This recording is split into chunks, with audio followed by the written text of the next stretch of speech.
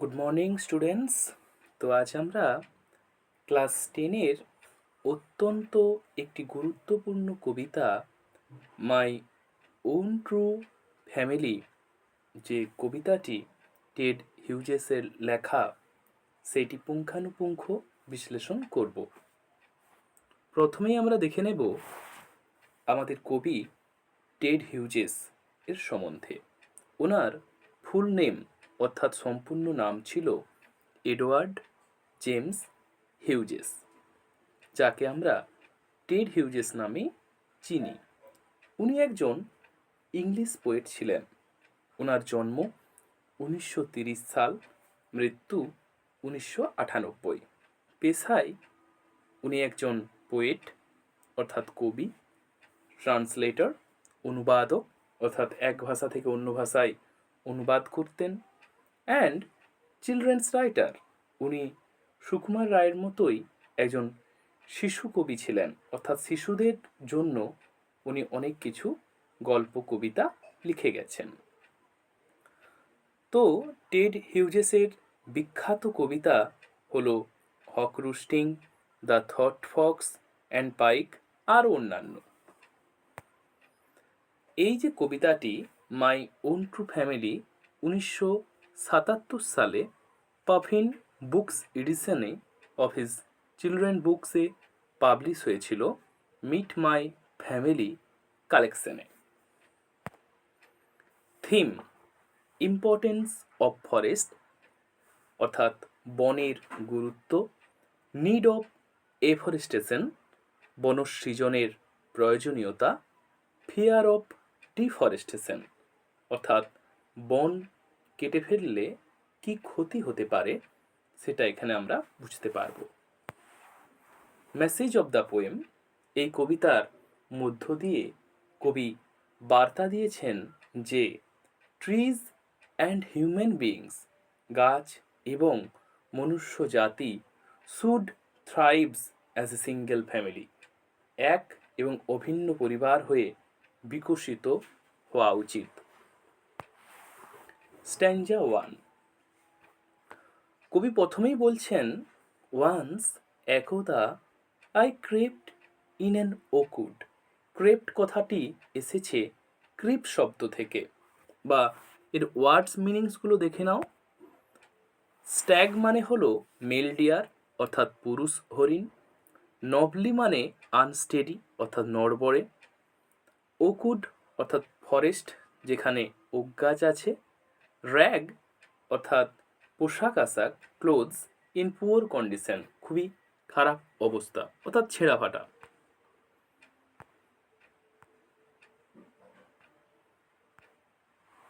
তো কই বলছেন, ওয়ান্স একদা আই ক্রেপ্ট ইন এন ওকুড, আমি হামাগুড়ি দিয়ে প্রবেশ করেছিলাম ওক বনে। কেন প্রবেশ করেছিলাম? না, I was looking for a stag. আমরা জানি লুক ফর একটি ভেজাল ভাব যার অর্থ খোঁজা। কবি একটি পুরুষ হরিণ, স্ট্যাগ অর্থাৎ পুরুষ হরিণের সন্ধানে ওক বনের ভিতরে হামাগুড়ি দিয়ে প্রবেশ করেছিলেন। আচ্ছা, ওখানে গিয়ে কবির কার সাথে দেখা হলো? না, I met an old woman there, সেখানে এক বৃদ্ধার সাথে আমার দেখা হয়েছিল। অল নোবলিস্টিক অ্যান্ড র্যাগ, ওনার হাতে একটা নড়বড়ে লাঠি ছিল, আর উনি যে শাড়িটা পরেছিলেন সেটা ছিল ছেঁড়া ফাটা। অনেকে প্রশ্ন করে, আচ্ছা স্যার, ওই বৃদ্ধা মহিলাটা আসলে কে? না, ওই বৃদ্ধা মহিলাটা আসলে মাদার নেচার, মা প্রকৃতি। আচ্ছা স্যার, তাহলে ওনার পোশাক ছেঁড়া ফাটা কেন? না, মা প্রকৃতির সন্তান তার যত্ন নিচ্ছে না, অর্থাৎ আমরা আমাদের মায়ের যত্ন নিতে পারছি না, সেই জন্য আমাদের মা বিধ্বস্ত এবং ছেঁড়া ফাটা পোশাক পরে আমাদের সম্মুখে উপস্থিত হয়েছে। সি সেড, সেই বৃদ্ধা মহিলা বললেন, আই হ্যাভ ইয়োর সিক্রেট, তোমার গোপন রহস্য আছে আমার কাছে। কোথায় আছে বুড়িমা? হিয়ার, এখানে, ইনসাইড মাই লিটল ব্যাগ, আমার এই ছোট্ট ব্যাগের ভেতর। স্ট্যাঞ্জা 2। দেন, যেই না আমি সেই বুড়িমার কাছে গেছি ব্যাগটা দেখবো বলে, তখনই সে বিগেন টু ক্যাকেল, অট্ট হাসতে শুরু করলো। এবং আই বিগেন টু কোয়াক, আমি থরথর করে কাঁপতে থাকলাম। She opened up her little bag, সে খুলল তার সেই ছোট্ট ব্যাগটা। And I came to eyes awake, আমি দুবার ভিমরি খেয়ে আবার জেগে উঠলাম। সাধারণত মানুষ একবার ভিমরি খায় বা জ্ঞান হারায় দিয়ে আবার জেগে ওঠে, এখানে দুবার বলেছে কেন? না, এখানে জাগরণ একটা শারীরিক জাগরণ, আরেকটা হলো আমাদের অভ্যন্তরীণ মনুষ্যত্ব বোধের বা আমাদের দায়িত্ব কর্তব্য বোধের জাগরণ, মানবতার জাগরণ। আচ্ছা, আমি জেগে উঠে কি দেখলাম? না, surrounded by staring tribe and me tied to stake. Surrounded অর্থাৎ আমাকে ঘিরে রেখেছিল। কারা ঘিরে রেখেছিল? স্টেয়ার থেকে স্টিয়ারিং অর্থাৎ ফ্যাল করে তাকিয়ে থাকা, একটা তাকিয়ে থাকা উপজাতি আমায় ঘিরে রেখেছিল। অ্যান্ড মি, আমাকে টাইড বেঁধে রেখেছিল টু এ স্টেক, একটা খুঁটির সাথে। এবার এই ট্রাইবটা কারা পরের স্ট্যাঞ্জায় আমরা জানতে পারবো। তার আগে কিছু ইম্পর্টেন্ট ওয়ার্ড মিনিংস দেখে নাও। ক্যাকেল অর্থাৎ to laugh in a loud, এটা একটা ভার্ব, অর্থাৎ উচ্চ নিনাদে হাসি, হাই ভয়েসে। কোয়াক, এটাও একটা ভার্ব। টু শেক, কাঁপতে থাকা, because you are very frightened. To feel or show great fear, হয়তো ভয়ের কিছু দেখে থরথর করে কাঁপছো, সেটাকেই বলে কোয়াক। স্টেক, এটা একটা নাউন। এ উডেন পোস্ট, অর্থাৎ কাঠের একটা খুঁটি যেখানে সেই বাচ্চাটিকে বাঁধা হয়েছিল। তৃতীয় স্ট্যাঞ্জা, দে সেড, ওই যে ট্রাইব, সেই স্টেয়ারিং ট্রাইব, যেই উপজাতিটা আমার দিকে তাকিয়েছিল, দে সেড, তারা বলল, we are the oak trees, আমরা হলাম ওক গাছ, and your own true family, তোমার সত্যিকারের নিজের পরিবার। এখানে গাছেরা আমাদের নিজের পরিবার হিসেবে তারা পরিচয় দিয়েছেন। এবার এমনটা কেন? না, আমরা সবাই জানি যে মানুষ তথা সমগ্র জীব, তার জন্ম হয়েছে এবং মৃত্যুও একদিন হবে। সে সঙ্গে কিছু নিয়ে আসছেনি, আবার সঙ্গে কিছু নিয়েও যেতে পারবে না। সে যা নিয়েছে প্রকৃতির থেকে নিয়েছে, আবার সে প্রকৃতিতেই বিলীন হয়ে যাবে। তো এটা বলার কারণ হলো, তাহলে আমার সত্যিকারের পরিবার কারা? না, যারা জন্ম থেকে বৃদ্ধি মৃত্যু সবেতেই আমার সাথ দিয়েছিল।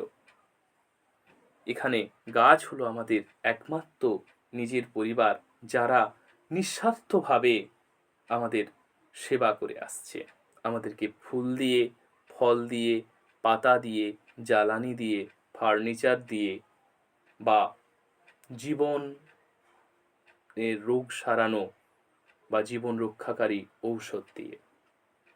তো সেই তাদের অভিযোগটা কি? কেন তারা বেঁধেছে বাচ্চাটাকে বা আমাদের শিশু কবিকে? উই আর চপ ডাউন, তারা বলছে আমাদেরকে কেটে ফেলা হয়। উই আর টোন আপ, আমাদের ডালপালা ছিঁড়ে নেওয়া হয়। অথচ আমরা তোমার নিজস্ব পরিবার, you do not blink an eye, অথচ তোমরা চোখের পাতা পর্যন্ত ফেলো না। আমাদের প্রতি তোমাদের কোনো মর্ম ব্যথা তোমরা প্রকাশ করো না। আনলেস, যদি না, ইউ মেক এ প্রমিস, তুমি এখন শপথ করো, নাও এখন, now you are going to die, তাহলে তুমি মৃত্যুর সম্মুখীন হবে। এই পুরো কথাটা গাছের উপজাতিটা সেই শিশুটিকে বলল যে তোমাকে একটা শপথ করতে হবে। কি শপথ? পরের স্ট্যাঞ্জায় দেখতে পাবো। তো চপড এটা একটা verb, to cut something into pieces with an axe, অর্থাৎ কাঠারি, কুড়ুল বা ছুরি দিয়ে কোনো কিছুকে কেটে ফেলা। টর্ন এটাও একটা ভার্ব, এর মানে হলো টু পুল, টেনে নেওয়া, অর বি পুলড অ্যাপার্ট বা ছিঁড়ে ফেলা। চতুর্থ স্ট্যান্জা, সেই উপজাতিটা কি বলছে, কি শপথ করতে বলছে? Whenever you see an oak tree, যখনই তুমি দেখবে একটা ওক গাছকে ফেল্ড কেটে ফেলতে, সোয়ার শপথ করো, নাও এখনই, ইউ উইল প্ল্যান টু, তুমি কটা গাছ লাগাবে? তুমি 2টো গাছ লাগাবে। আনলেস ইউ সোয়ার, আর যদি না তুমি শপথ করো, the black oak bark will wrinkle over you, এই কালো ওক গাছের ছাল তোমায় জাপটে ধরবে। অ্যান্ড রুট ইউ, তোমায় পুঁতে ফেলবে অ্যামং দ্য ওকস, এই ওক গাছের মাঝেই। হোয়ার, যেখানে, ইউ ওয়ার বর্ন, তুমি জন্মেছিলে ঠিকই, বাট নেভার গ্রেউ, কিন্তু বড় হতে পারোনি। সোয়ার মানে প্রমিস, শপথ করা, এটা ভার্ব। ফেল্ড এটাও verb, to cut down a tree অর্থাৎ গাছ কেটে ফেলা। Wrinkle a small line or fold in the skin, wrinkle আমরা এটা জানি যে চামড়া কুঁচকে যাওয়া, যদিও এখানে সেই অর্থে আসেনি। রুট, রুট একটা noun, the part of a plant, এটা গাছের একটা অংশ যেটা মাটির তলাতে থাকে, যেটা get water and food and holds the plant firm in the ground, যেটা গাছকে জল, খাবার যোগান দেয়, এমনকি হোল্ডস দ্য প্ল্যান্ট ফার্ম শক্ত করে মাটির সাথে ধরে রাখে। আমরা ছবিতে দেখতে পাচ্ছি কিভাবে একটা শিশু জন্ম থেকে বার্ধক্য হচ্ছে, কিন্তু সেটা সবটাই প্রকৃতির কোলে। স্ট্যাঞ্জা 5 বা শেষ স্ট্যাঞ্জা, আসলে কবি এটি একটি স্বপ্ন দেখছিলেন গাছের তলায় শুয়ে। বলছে, দিস ওয়াজ মাই ড্রিম, এটা ছিল আমার একটা স্বপ্ন। বিনিথ দ্য বাউস, গাছের ডালের নিচে। দ্য ড্রিম, এই স্বপ্ন, দ্যাট অল্টার্ড মি, যেটা আমায় রূপান্তর করেছিল। কিভাবে রূপান্তর করেছিল? When I came out of the Oakwood, যখন আমি ওক বনের থেকে বেরিয়ে আসলাম। কোথায় বেরিয়ে আসলাম? ব্যাক টু হিউম্যান কোম্পানি, মানব সমাজে, মানব সভ্যতায়। My work was the work of a human child, আমার হাঁটাটা ছিল মানব শিশুর মতোই, বাট কিন্তু my heart was a tree, আমার হৃদয় ছিল গাছেদের। Thank you. তো অল্টার্ড মানে চেঞ্জড, রূপান্তর। বাউস মানে large tree, large bunch of a tree, গাছের বড় শাখা। Thank you. তো যদি তোমাদের কোনো প্রশ্ন থাকে অবশ্যই কমেন্ট করো, ভালো লাগলে লাইক করো, বন্ধুদের মধ্যে শেয়ার করো, আর পারলে সাবস্ক্রাইবটাও করো, যাতে পরবর্তী বিভিন্ন টপিকের আলোচনাগুলো তোমরা সহজেই পেয়ে যাও। Thank you.